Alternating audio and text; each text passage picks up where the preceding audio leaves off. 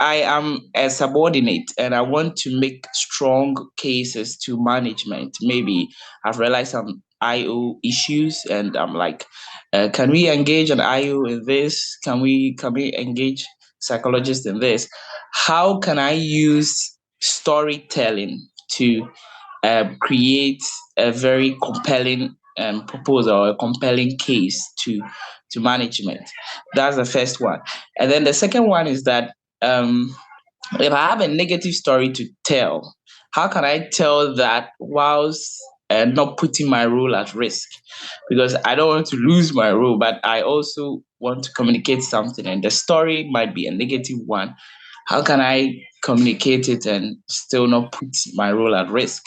And then the third one is, um, do you have any resources to share that I could used to develop or learn about storytelling to develop my storytelling skills? So those are the questions I have for you. Thank you very much. Well, thank you very much for sharing your voice with us, and telling us a little bit about yourself and a little bit of a story. And I am sure there is lots of advice out there, and you're absolutely right. If I've said to CEOs, if you have to go out on stage and make a presentation that starts with "we're cutting 50% of our work staff," make sure you got a good story to go along with it, because you don't want everyone, walking out in that state of mind. So thank you very much. And Ryan, let's go to you. Okay, so let's start with that first question. I wanted to weigh in on some of the other stuff we're talking about, but first I want to tackle that question because I'm actually doing a presentation this Saturday that involves the answer to that question, which is an acronym SRR. It stands for Situation, Recommendation, Rationale.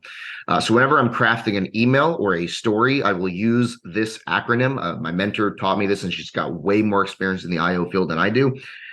Basically what it is if you're going to recommend something to somebody above you, you first write the situation, what's happening. Then you write down the recommendation, what you recommend. And generally in recommending this, you'll have some idea of why you're doing it, but then just to make it extra clear, in the rationale section, you will say why you're doing it. And the why will have your story. The why of the story should involve the benefit of your recommendation to the company, and if you can, tailor it to the person you're speaking to or the decision maker that you're trying to influence.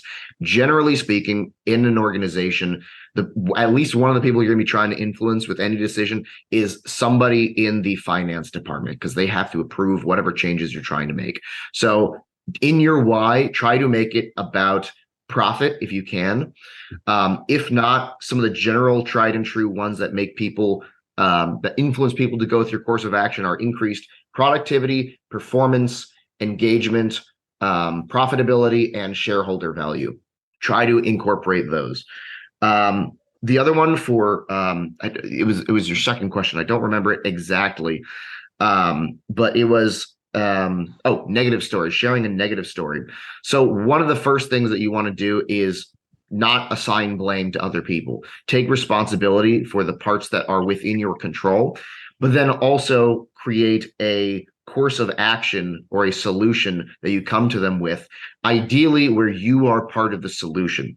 So together with the taking responsibility, you make yourself part of the solution, and you're not just trying to say, look, it was my fault, but I need somebody else to fix it now. You acknowledge that you have power to change it, but you also acknowledge that you're going to play a role in the solution. I don't remember the third question. What was the third question, Samuel? Yeah, the third question was on resources for developing storytelling skills. I'm not sure exactly. I would honestly just say watch good storytellers. And then while you're watching them, you can write down on the side the framework of a story, like the inciting incident, the call to action, the building tension, whatever they call it, the climax, and the new equilibrium. So for a company, this might be like, we started this company because we realized that people were overcharging for insulin medication. So you have the reason, the call to action, and the inciting incident. Maybe it's, I had somebody in my life who died because they couldn't get life-saving medication. So we started this company, and we struggled and we struggled. We faced these huge pharmaceutical companies, and now we are where we are today, and we're giving medication to people at a far reduced price, and we're saving lives. So that's a story, right? And you can look at people's stories and kind of deconstruct them into their separate parts, and then fill out your own story using those parts. The other thing that I want to say about stories related to what we talked about earlier is sometimes people will be so concerned with trying to include everybody and influence everybody with their story that their story isn't specific enough. When you tell a story that is specific to you, you will alienate some people.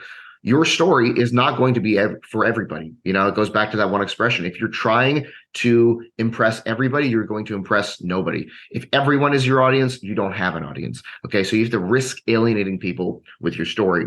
The other thing I wanted to say is that we need to focus as much on content and ethics, telling our story ethically, as much as charisma. I think we've all seen some people on social media as influencers who put all their points into charisma, but very little into content. You'll see people, and this is where the temptation gets tough, because you'll see people in the comments saying, "Oh my God, that's so insightful." And you're like, what did they actually say here? You know, they said a lot of nice sounding nothings. So when we tell our story, we need to make sure that there's content as well as charisma. And then finally, when we're telling a story as a leader to our company, we need to make sure that there is enough psychological safety for people to critique our story. I think we've all seen big corporations tell a story, and maybe they're a great place to work, but they tell the story about like, we're a social movement, we're doing this, that, the other. And you're like, you're a Kleenex company, okay? Like, y'all might be a great place to work, but I'm not buying this story. When I talk to people who work at your company, they're not buying this story. So what is your actual story here? You know, there needs to be enough psychological safety for people to critique and adjust the story as needed. Thank you very much. You know, Ryan, I think there's a CBOC workshop in your future.